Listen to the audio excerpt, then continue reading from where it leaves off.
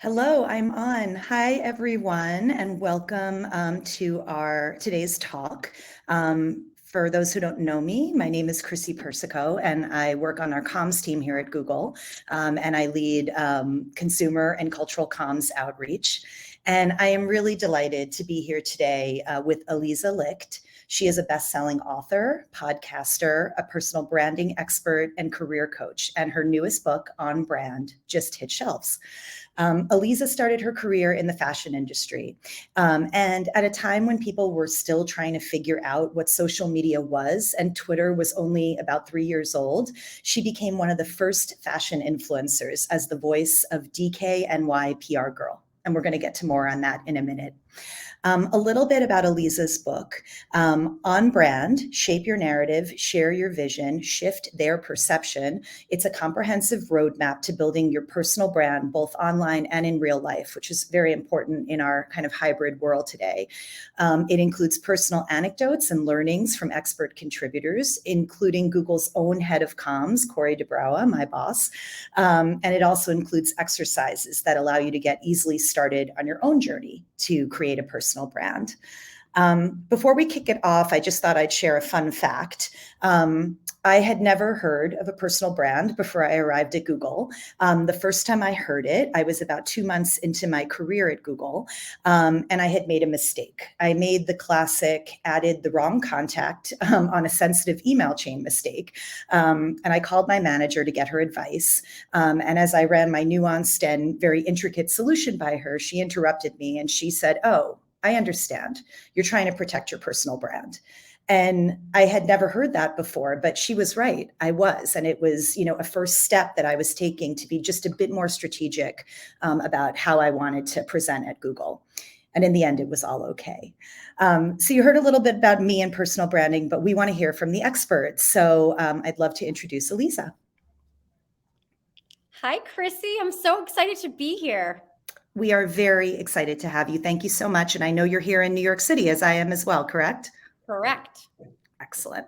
Okay, so why don't we just kick it off with our first question? I'd love for you to just start by walking us through your own career journey, especially the creation of a DKNY PR Girl and why that's significant to this book.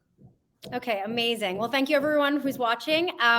So first, just fun fact, I was pre-med, so that worked out super well. Graduated with neurobiology and physiology, had this epiphany my junior year of college. Oh no, I want to work in fashion. So let's just start there. I started my career on the magazine side of the industry in editorial at a time when people poured over print magazines and it was everything to actually be in one. And then from there moved over to public relations in the late 90s and spent 17 years actually working in global communications for Donna Karan and DKNY and had a wonderful career there. In 2009, we were sitting around a marketing communications meeting like so many of you do over at Google. And we were like, oh, there's this newish platform called Twitter. Maybe we should be on it. And as a publicist, as a former publicist, certainly, I was like, hold on. If the handle is going to be at Donna Karan, people are going to assume she's tweeting. And like, who's writing that copy? Who's responding? Like, this whole thing sounds like it's going to be a nightmare. And I just thought it was going to be just a problem we couldn't solve. So it was like Gossip Girl season 2, I think. And I was like, well, you know what? Like, why can't we have like a character? Why can't we just not say who it is? And maybe we could like call her, I don't know, DKNY PR Girl and have the brand live through her role. So the whole concept was anonymous character, fly on the wall view into the world of Donna Karan through the lens of PR. And everyone was like, okay, that sounds cool. So we pitched it to our general counsel. And our general counsel was like, great, Aliza, you're the only one who can have the login to Twitter. Okay, I didn't even know what that meant, Chrissy. I was like, sure. No problem. No problem. And I basically called our IT department. I was like, can I get a second screen so I can like see Twitter next to my like regular job happening over here? And I sort of took it on as like a side hustle. And initiation by fire, what I learned very quickly, which you do all day long, is if you tell a great story, you will bring in people into a brand. If you are overtly selling, people will tune out. So that was my first moment into understanding building online communities in a way where people were dying to be a part of it, and I wouldn't sell at all, to the chagrin of some of our licensees at the time. And I was anonymous for 2 years and eventually came out as that person, had millions of followers, but created a personal brand for something that I didn't own. Right? I never thought they were my followers. I never thought that this is something that I created, that I had IP over. I was very clear this was a job.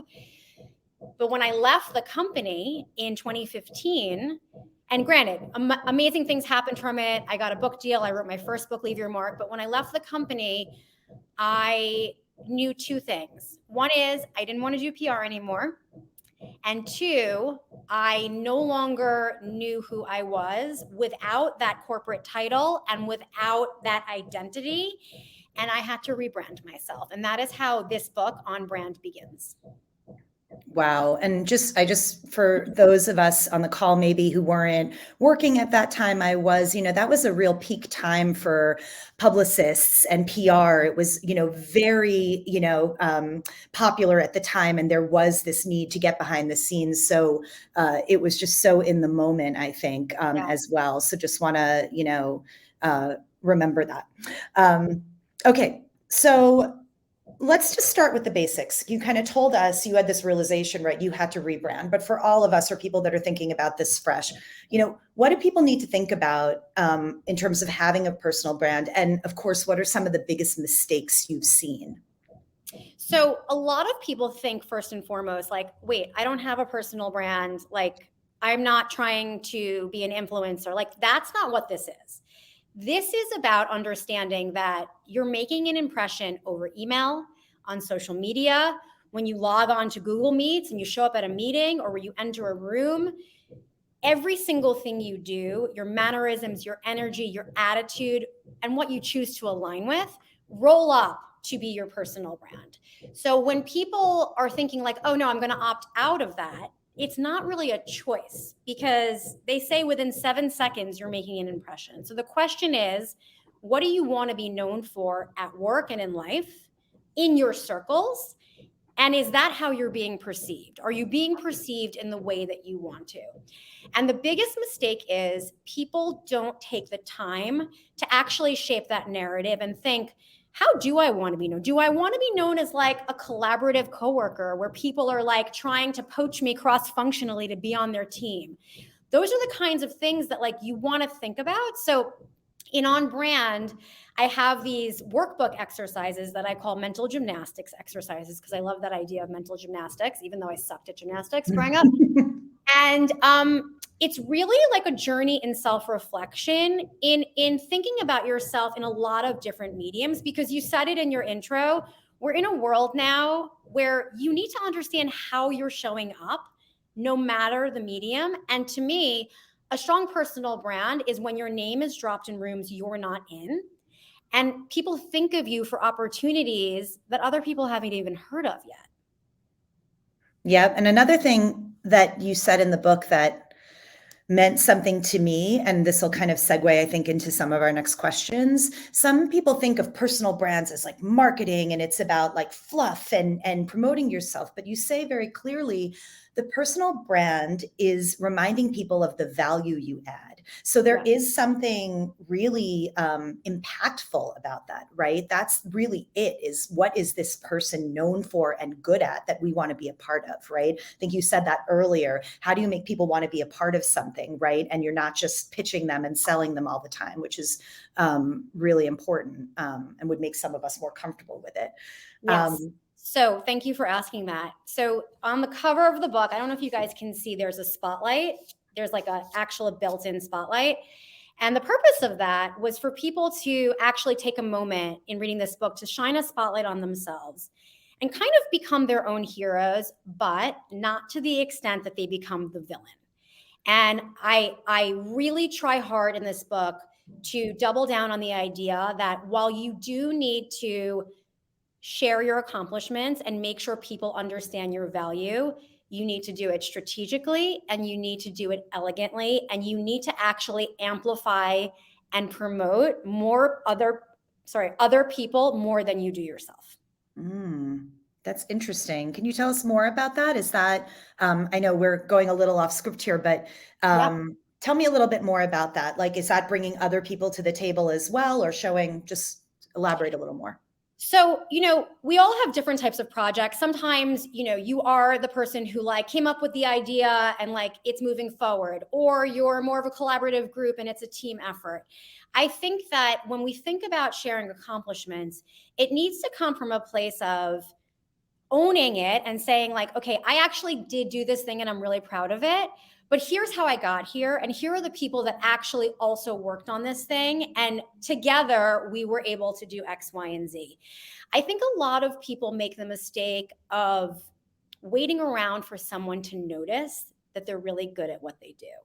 And unfortunately, and you and I have spoken about this, Dory Clark, who's one of the expert contributors in the book, she says it perfectly. Like, no one is thinking about you. Like, no one has time to think about you. No one has time to think about the job you're doing. So it's your job. And we can talk about extrovert and introvert because I feel like this is an uncomfortable practice for many people. So one of the things that I've always done in my career when I wanted my boss to know something is I kind of had this like back channel cheerleading squad where I would say to a trusted colleague, like, I really want my manager to know I did this thing, but I don't want to be the one to say it. So like in our next meeting, can you kind of give it airtime? And if there's something you want me to help air for you, I'll do that. So you sort of like work with your colleagues to make sure that like everyone's comfortable in communicating it, or you put it into a deck and you're like, just want to give you a recap of like what I've done this quarter. It doesn't always have to be something that's asked of you. You can proactively say like, hey, I want to give you an update on what I've been able to accomplish.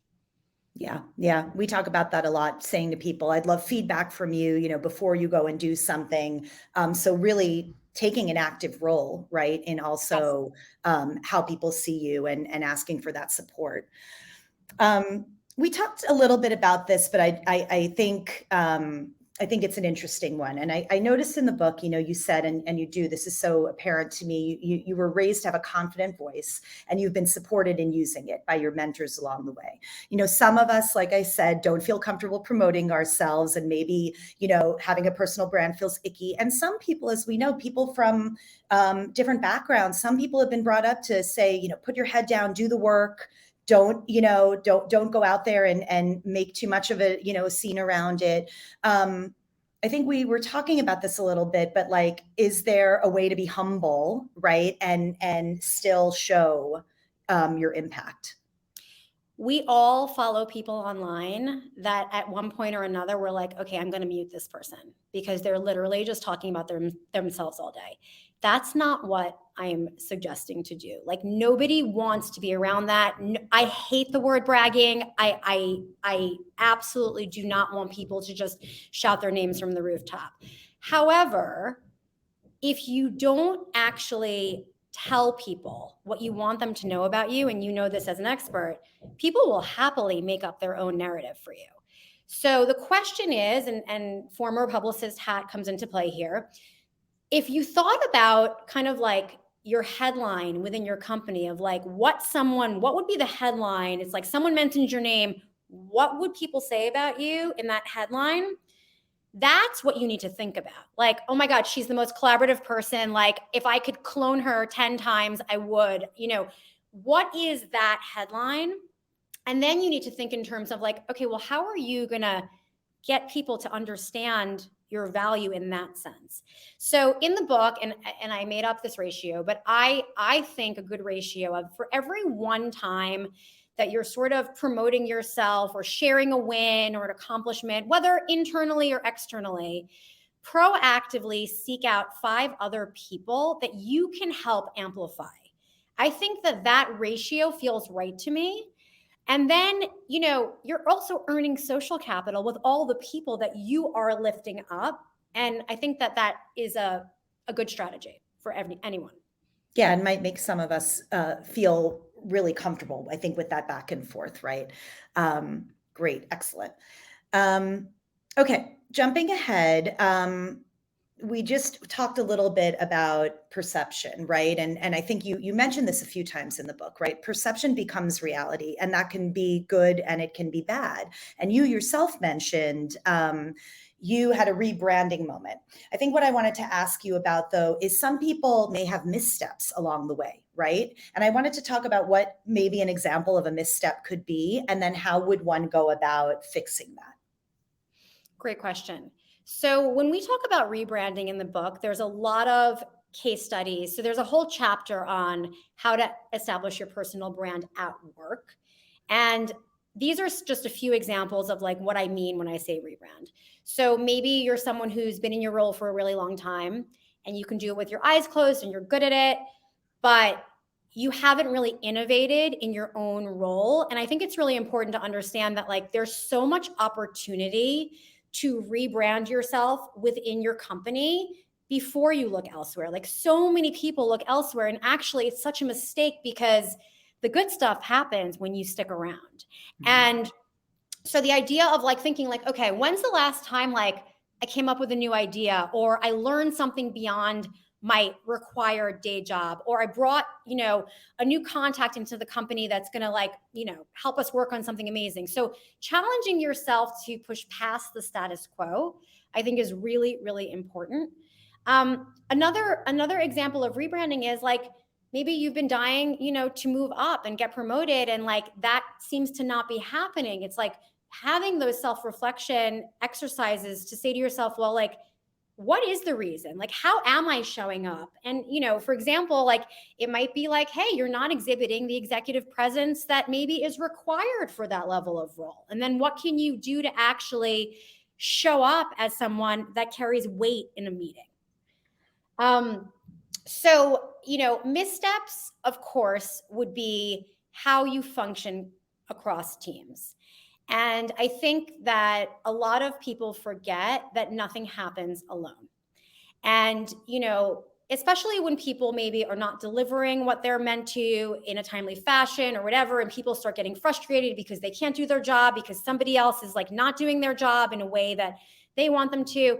When you start talking, can I curse on this? Yes, I think so. Okay. Yeah. When you start talking shit about a colleague, that is a reflection on you. That is a reflection on you, because what that says is you are willing to do that about anyone. So, to me, it's like a rebrand of that would be like, you know what? I actually take that back. I actually really enjoy working with this person. Maybe something else is going on behind the scenes that I am not privy to. And going directly to the person and giving direct feedback in a professional way to say, hey, listen, I'm sure you don't mean to do this, but I actually have been waiting for this thing for so long, and it's actually really hurting my ability to move forward. Is there something going on? Can we push through some obstacles and actually have those conversations? I think the direct one-on-one, like getting on the phone, like not just emailing, like getting on the phone and seeing the person face to face and working through whatever conflict is there is really, really important, and will also show your sincerity to the person instead of like venting about it to other people. Totally. I think there's a lot of self-awareness that goes with this process as well. You mentioned, again, I'm kind of going, well, I want to go to this one. So something you talk about in the book, because this is really real at Google, is imposter syndrome. I've worked here for 10 years, and I've heard many people, does anyone have imposter syndrome? Everyone raises their hand in the room. And it's something that many of us worry, right, can hold us back when it comes to advancing our career or honing leadership skills. How does imposter syndrome help or hurt a personal brand? And if you have any advice for overcoming it. Yes, for sure. I mean, I think that it hurts a personal brand because people can feel that, right? So one of the things I talk about in the book, and I think it's a really important question for every single person to ask themselves, is why not me? Like when you're thinking about something, like when I was looking to launch the Leave Your Mark podcast a couple years ago, I had a bunch of meetings with major production companies, and I was like, I have, this book and it sells, and I think I could do a really good podcast. Everyone said no. Everyone said no, sorry, we're not interested. You don't have enough of an audience, blah, blah, blah. I could have walked away and been like, okay, well, maybe they're right. And then I said to myself, well, why not me? Like, why can't I do that? And I Googled it, literally, how to do a podcast. And, I have 170 plus episodes at this point. So why not me is a really important question to ask yourself. The next thing that I talk about in the book is this idea of rebranding your fear. And rebranding your fear to me means you see it. You're like, hey, fear, I see you. I know why I'm scared.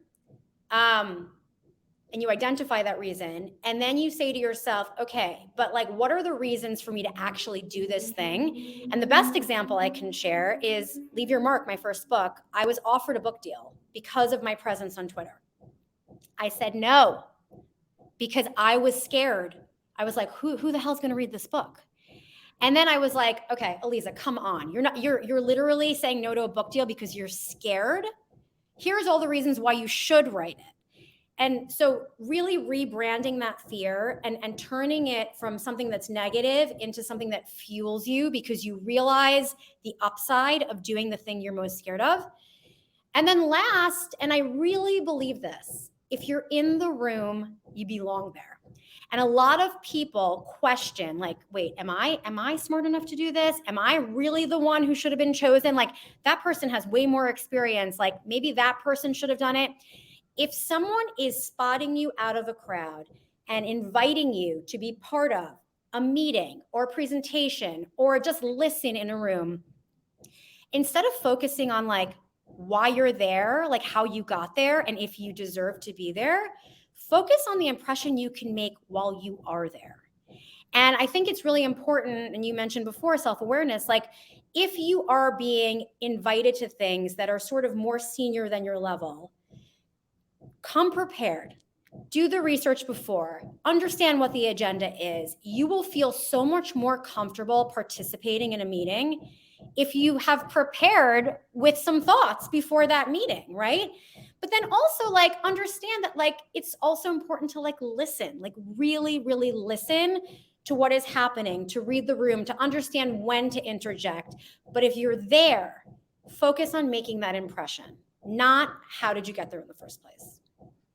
Yeah, so much in that. And you made me think of, I just wanted to put it out there. I think eventually as I started to become more senior at Google and I was insecure or worried, I eventually thought to myself, if I don't get over this, people may not believe in me anymore, right? If I can't really believe in myself. And so that's a little bit of the pivot of the brand, right? As stepping into more of a leadership role. So I think it's always evolving throughout our career.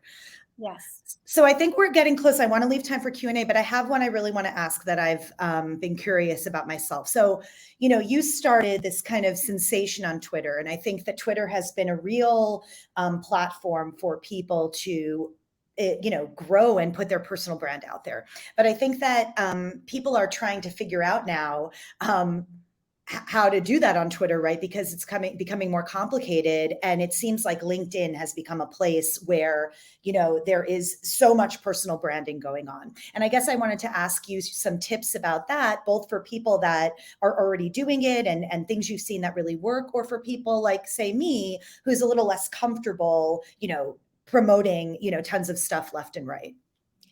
So I think LinkedIn is non-negotiable as a social media platform. When people say to me oh no, I don't do social media, that's fine, but you still need to do LinkedIn. If you're a professional person, and the reason why you need to do that is because you need to be findable. That's it.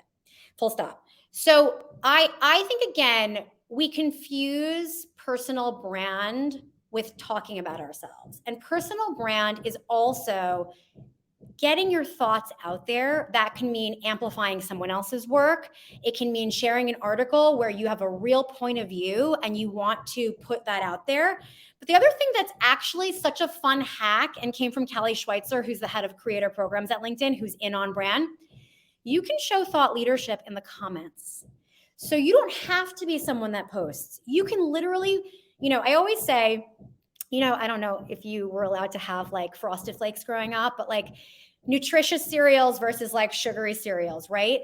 Make sure your timelines, wherever you are are nutritious, that you're following people and brands that are going to enrich your life, your professional mindset, and educate you. You can also be entertained. I'm not saying it needs to be all learning, but like make sure those timelines are nutritious. And then when you have timelines where you've actually been thoughtful about who you're following, jumping into the comments to participate in a conversation that's happening on LinkedIn is a great way to actually have your name mean something in that space. So we don't always have to be like, posting a full content schedule. I mean, in On Brand, I show you how to do that, but that's not for everyone. Yeah. Yeah. And I think it really, right, it depends on the person, but I've thought a lot about what you said about kind of responding in the comments and sharing your voice that way and having your presence be a little bit more comfortable, I think, for someone like me. I want to encourage everyone, please feel free to shout out with a question. I'm going to keep going because I have so many, and we'll address them when they come in.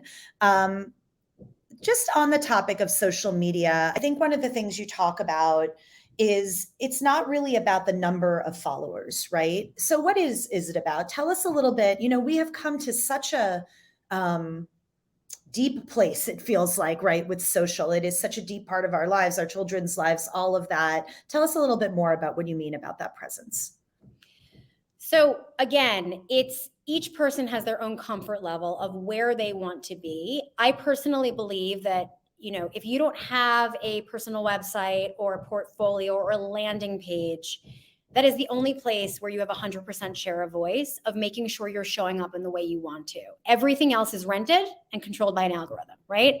So making sure that when you think about, macro view of where you are online, the bio is actually one of the most important branding pieces of real estate. And a lot of people don't realize that it's not just looking at each one individually. It's looking at the macro. And are those cumulative bios across wherever you are actually supporting what you want to be known for? So one of the mental gymnastics exercises in On Brand is actually going through and writing them all in there and then asking yourself, like, is this helping me? So for example, if someone is an aspiring journalist and their bio is like Netflix junkie, Swiftie fan, okay, well, how is that helping you? Another area is of low-hanging fruit is like your personal email signature.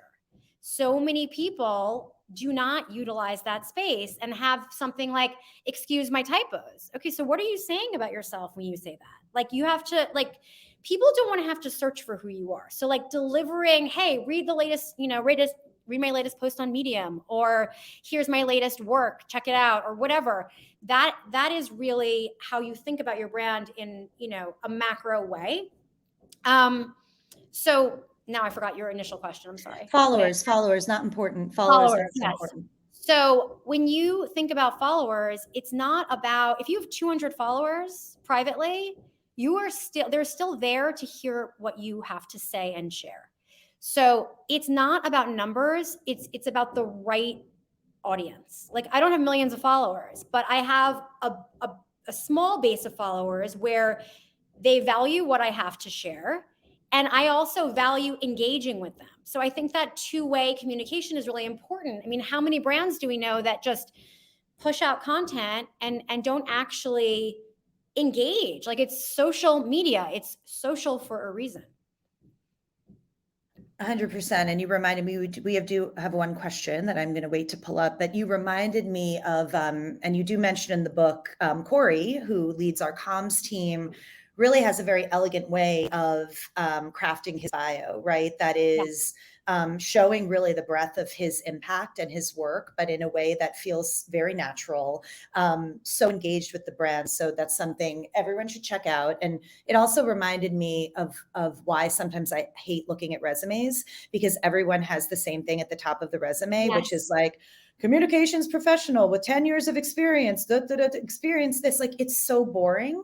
And I just that inspired me, to think about, like, we put this really basic information out there. How do we just brand it a little bit more, right? To have that personality and say, tell a little bit more about who we really are.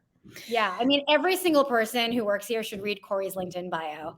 I mean, it is, I literally printed it verbatim in the book because it's that good. No, it was great to see. Okay, I'm going to stop talking for a minute, but I am going to be the voice for, I have Angela's question here. Thank you, Angela, who asks, outside of LinkedIn, what social media platform would you next recommend for someone who doesn't want to be social media focused? So outside of LinkedIn. So here's the thing. You need to think about the medium, right? So for example, if you're someone who's much more comfortable with the written word than you are visuals, then you're not going to put yourself on Instagram necessarily. You probably would be more comfortable on Twitter.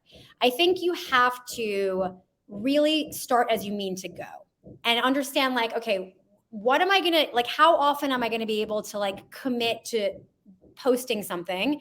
If you're doing it just to have a presence and sort of like have a, flagship window on Instagram, that's fine. I mean, listen, I look at my kids who are 15 and 18 who have zero main feed posts whatsoever and only function in stories. So there's a lot you can do that is lower lift, but I would say Instagram and LinkedIn. I think TikTok is really not about following people. It's really about just your For You page and sort of feeding it so you get back what you want to see. Yep, absolutely. Okay, Nicole has a question. Fear in all caps. So that's, we know the impact that can have on us. Fear seems to be the number one factor that holds people back from striving to achieve their dreams. What are a couple of tactics you use? What are a couple tactics you recommend to help us move past our fears or your own fears? So aside from rebranding the fear, like I spoke about before, I would actually say, like, and I ask myself this all the time because I have the same fears sometimes. What's the worst thing that can happen? Like, what's the worst thing that can happen if you, like, so many people get so freaked out if they like have enough courage to send an email and then they don't hear back. It's like, how much of that is actually you or somebody who's drowning in emails, right? So it's like, what's the worst thing that can happen if you ask for that? Or you send an email or you make a pitch? Like, there's not really that much risk. So this fear, this capitalized fear, like, what are we actually scared of? Yeah. So asking yourself, again, going back to like, what is that blocker here? And how bad is it really? Yes. And the answer is not that bad. No, not that bad. Because I think it feels a lot worse not to make the move, right? In retrospect. So, okay. Any other questions, please jump in. I had one here that I wanted to go back to, and you touched upon this a little bit. So, we've touched upon the fact that personal brands are equally important within your workplace and outside of it. And at a company that's as large as Google, there are so many opportunities to, hone your brand, both in your day-to-day work, as well as networking, within the company. I wonder if you could just tell us like some differences between your brand inside and your brand outside. I love this question. So I think surprise, when we talk about marketing, we're talking about surprising and delighting customers, right? One of my favorite tactics is really to surprise and delight people.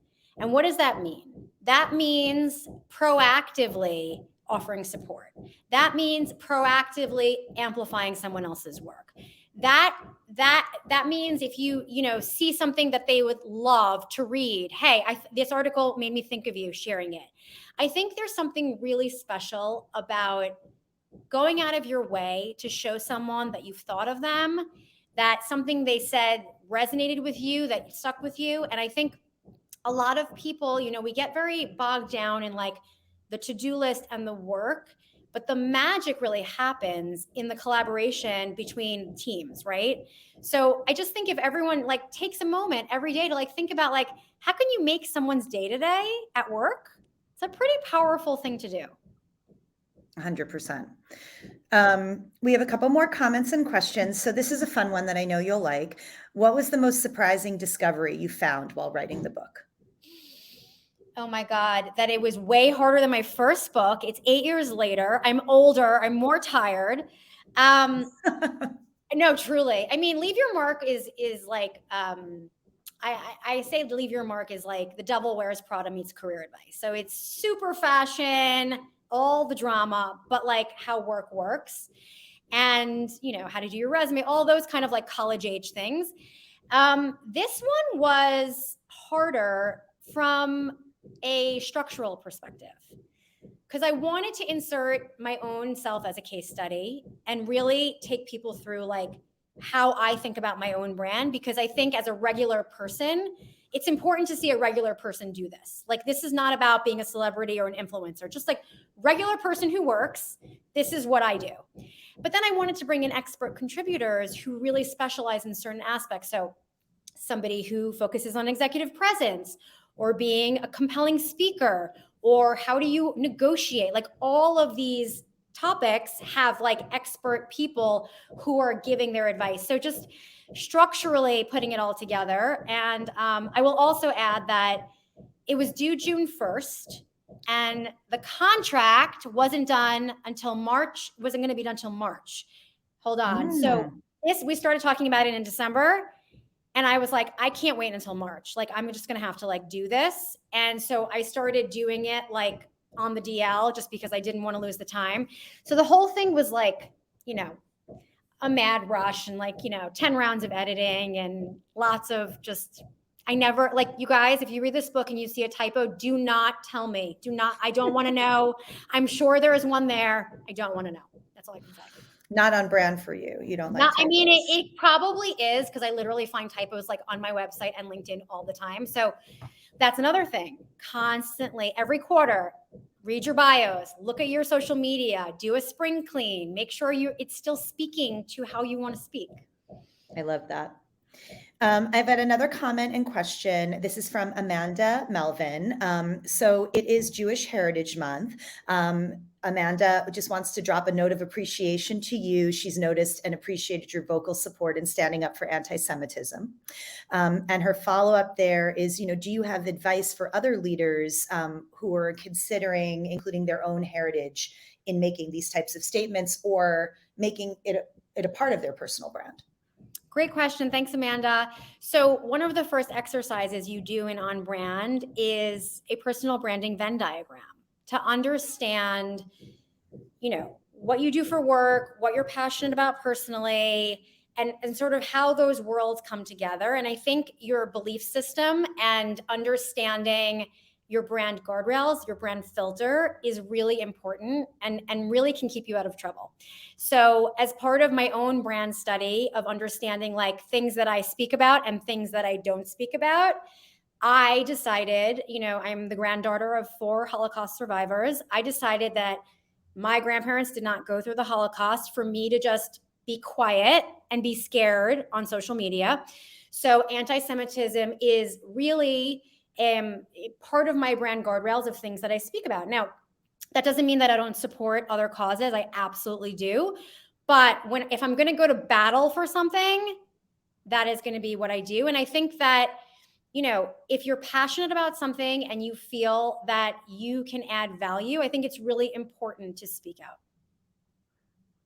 It's great advice. And, we are in such an interesting time here in America, if that's how we want to put it.